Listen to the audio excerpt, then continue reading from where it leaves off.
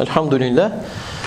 Alhamdulillah nasta'inuhu wa nastaghfiruh wa na'udhu billahi min shururi anfusina wa min sayyiati a'malina may yahdihillahu fala mudilla lahu wa may yudlil fala hadiya lahu ashhadu an la ilaha illallah wa ashhadu anna Muhammadan 'abduhu wa rasuluh ya ayuhan nasu ittaqu rabbakum alladhi khalaqakum wal ladhina min qablikum la'allakum tattaqun ya ayyuhalladhina amanu qulu qawlan sadidan yuslih lakum a'malakum wa yaghfir lakum dhunubakum wa may yuti'illaha wa rasulahu faqad faza fawzan 'azima.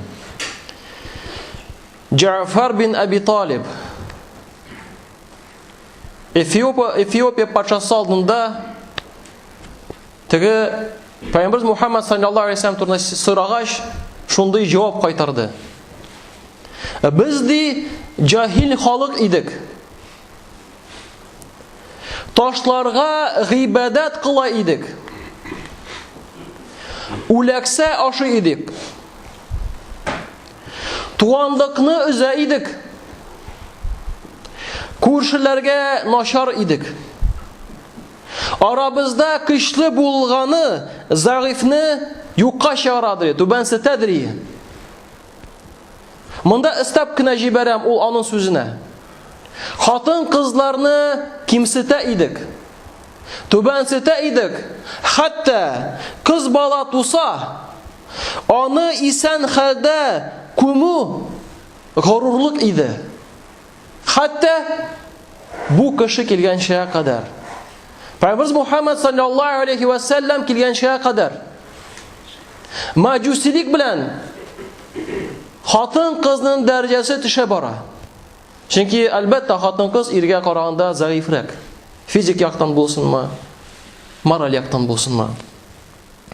Аларда гына түгел, Кытайда да шулай булган иде. Ир кеше хатын-кыз тарафыннан үзенә хөрмәт белдерү йөзеннән хатын үз-үзен жандыруын талап итә аладыр. Һәм хатын-кыз үзен жандырадыр. Кайбер цивилизацияларда хатын-кыз кияүгә чыгып ир кешенең әйберенә әйләнәдер. Әгәр дә ире анар белән аерылышса, кемгә телидер, шуңа кияүгә биреп җибәрә аладыр. Маҗусилеккә төшкән саен хатын-кызның дәрәҗәсе дә төшә. Хәтта Пайгамбарыбыз Мухаммад саллаллаху алейхи ва саллям килгәнчә кадәр. Пайгамбарыбыз Мухаммад саллаллаху алейхи ва саллям килеп хәбәр бирде: кемдә эш кызы бар?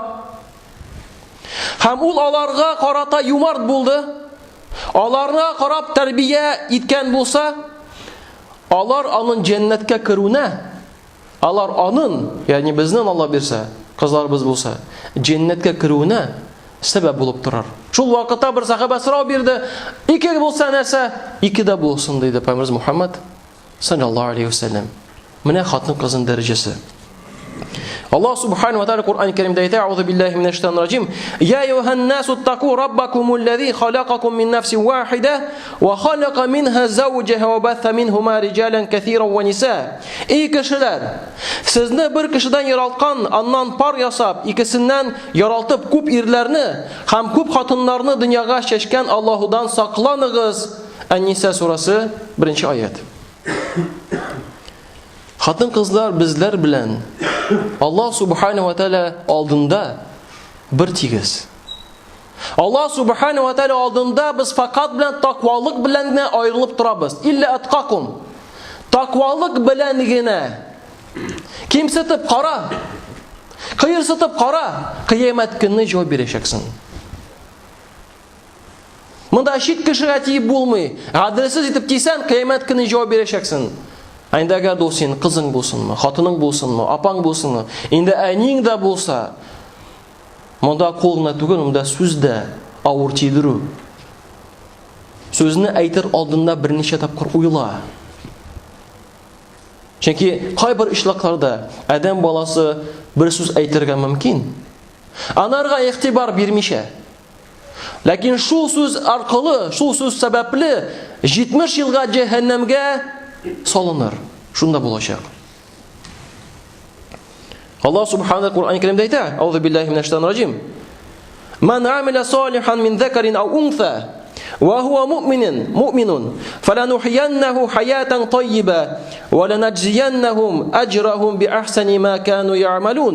Изге гамәлләр кылган хак мؤминнәр, кирәк ир булсын, кирәк хатын-кыз булсын, аларга дөнья ва ахират хуш тиреклек бирербез ва аларга кылган гамәлләреннән күркәмрәк әҗрен бирербез. Ан-Нахл сурәсе 97-нче аят. Allah subhanahu wa ta'ala Qur'an-ı Kerim'de şöyle ayet: "Huvellezî halakakum min nefsin vâhide ve ceale minha zawjaha liyaskuna ileyha." Sizni bir adam aleyhisselamdan xalq qiluvchi va adamdan xotini yaratuvchi Allah subhanahu wa ta'ala sizga xotini yaratdi. Siz ul xotin qizlarda tinchlik topsin uchun. 17-sura 189-oyat. Allah subhanahu wa ta'ala xатын qızlarga ida tinchlik bulduru sıfatını birdi. Psixologiya yagından da qayna qaramasak tinchlik gailede 80% xатын qız buldura ala, ir kishi buldura almay.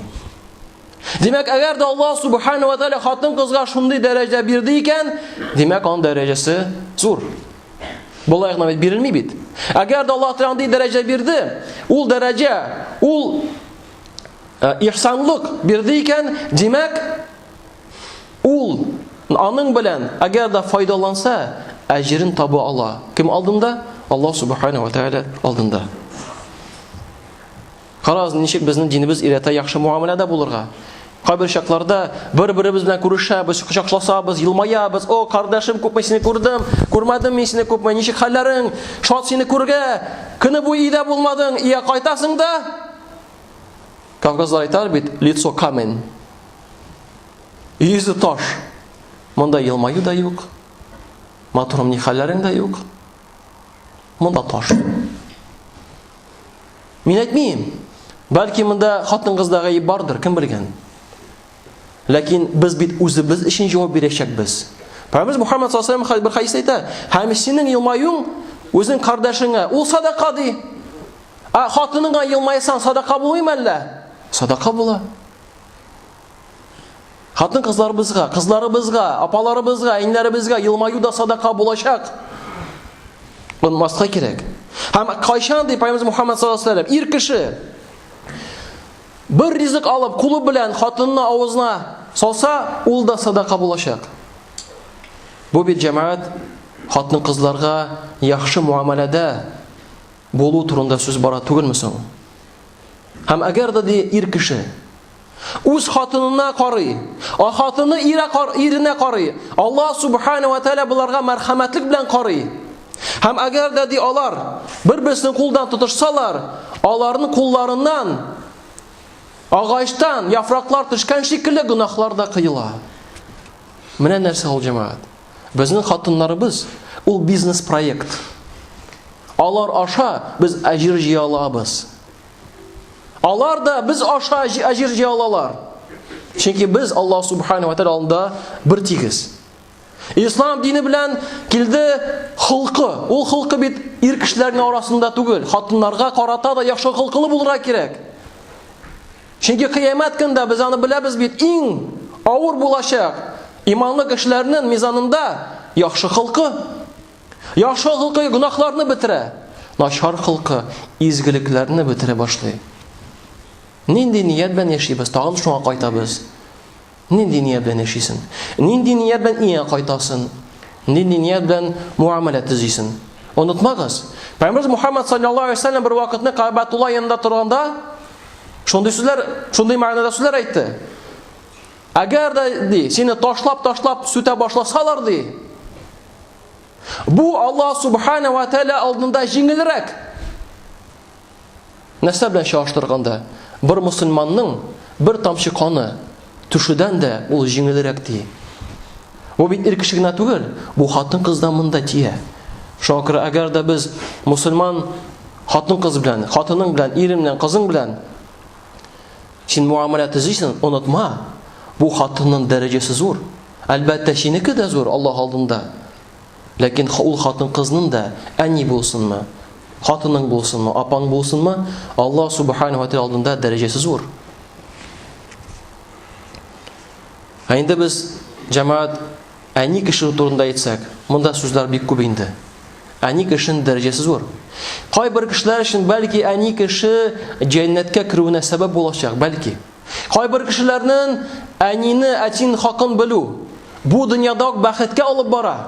Чөнки Аллаһ субханаһу ва тааля, без бер хадисеннән килә Пәйгамбер Мөхәммәд саллаллаһу алейһи ва саллямның, Аллаһ субханаһу ва тааля кайбер гынахлар өчен бу дөньяда ук җәзасын ашыктыра. Менә шул гынахлар арасында ул әни әтине хөрмәтләмәү бу дөньяда ук җәзасы килә башларга мөмкин. Һәм дә карагыз, нәрсә ди Аллаһ субханаһу ва тааля Куръан-ы Кәримдә. Ниса сурәсе 34-нче аят. Әгәр хатыннарыгыз ди, алар бит итагать итмиләр, хәзрәт, нишәргә инде безгә? Син үзең яхшы холкыңны булдыр. Үзең кыямәт көне җавап бирерлек дәрәҗәгә җит. Кайгырма, ул җавап бирәчәк. Ләкин монда да Аллаһ безгә ярдәм итә, карагыз. Әгәр хатыннарыгыз итагатьсез булып азуларыннан курыксагыз ди, аларны нишләтергә? Беренче, вагазлагыз. Менә сиңа дөрес дип кирәкме сорган син сосын. Айша радиллаһу анһу әйтә, Пәйгамбер Мөхәммәд саллаллаһу алейһи ва саллям бер хатынга да кул күтәрү булмаган. Бу бер хатынна да кул күтәрмәгән Пәйгамбер Мөхәммәд саллаллаһу алейһи ва саллям. Ул милләтнең үзенчәлекләре. Кайбер милләтләрдә кул күтәрәләр, суалар кыйлар. Мөселманнардан ди булырга нәрсә тиеш түгел. Икенче, түшәкләрендә ялгыз калдырыгыз. Ягъни якынлык кылмагыз, бурылыгыз. Һәм шул вакытта бер мөселман кардәш шулай инде караган иде. Карагач килде дә, хәзрәт, мин аңламыйм ди, кемне газаплый. Мин аны ди, ул мине ди. Түшәктә калдыра бит инде. Ә менә монда җәмәгать гаиб бездә. Мин сезгә әйтәм, нишәп? Менә исегездәме бала чакта, әгәр дә әни-әти безгә үпкәләүне белдерсәләр, ничек безгә авыр иде йөрәктә? Ни өчен? Чөнки әни-әтиләребез безне яраталар иде. Без аны беләдерик. Һәм без тизрәк үпкәләүне күрсәк, әним, нишәп үпкәләдең? Әйдә, моны эшлим, тегене эшлим, аның җаен, аның күңелен табырга тырышадыр. Соң Пәйгамберimiz Мөхәммәд саллаллаһу алейһи ва саллям үз хатыннарына шундый дәрәҗәдә яхшы хылкылы булды. Менә шул аның үпкәләүләрендә хатыннар бик авыр кичерәләр иде.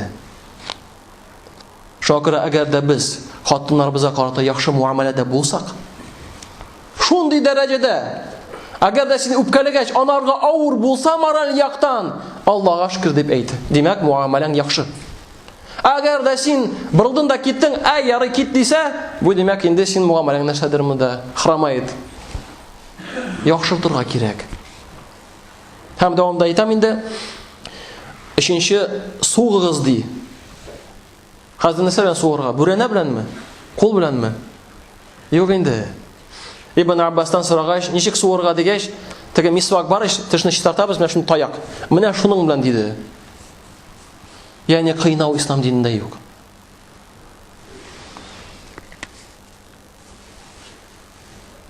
Шуңа күрә җәмәгать ислам дине хатыннарыбызны күтәрә. Зур дәрәҗә бирә. Тигезли ир кеше белән. Унмаска кирәк. Әлбәттә ул хатын кыз. Ләкин ул шундый кеше. Анарда вазифалары бар.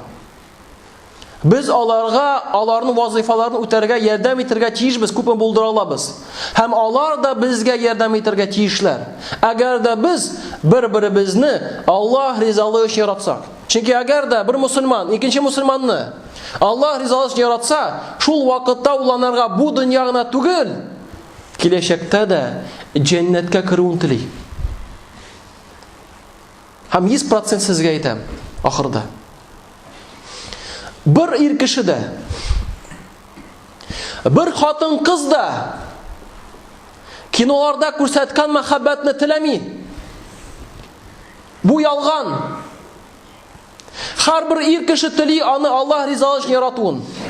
Һәрбер ир кеше аңламаса да, ир кеше тели аны Аллаһ ризалыгы өчен яратсыннар өчен. Чөнки әгәр дә Аллаһ ризалыгы өчен яраталар, тырышалар анарга ярдәм итәргә. Нәрсәдә? Аллаһ субхана ва тааля якын уяда, якын барырга, якынлашырга. Һәм хатын-кыз да шулай. Бер хатын-кыз да үзе аңламаса да кинодагы мәхәббәтне теләми. Ул тели аны Аллаһ ризалыгы өчен яратсыннар өчен. Чөнки әгәр дә син аны Аллаһ ризалыгы өчен яратсаң, анарга җәннәткә керергә ярдәм итәсең. Аманы ярдәм итсәң син, аны бу дөньяда да бәхетле итә аласың. Аллаһ субхана ва тааля һәр беребезгә насыйп итсә иде, бер-беребезне Аллаһ ризалыгы өчен яратырга, бер-беребезгә ярдәм итешергә, белем белән эшләргә. Чөнки беләсез ул сүзләрне Умар ибн Абдул Азиз шундый сүзләр безгә әйтә, кемдә кем белемсез бер эш эшли икән, ул файдага каранда күбрәк зыян китерә икән.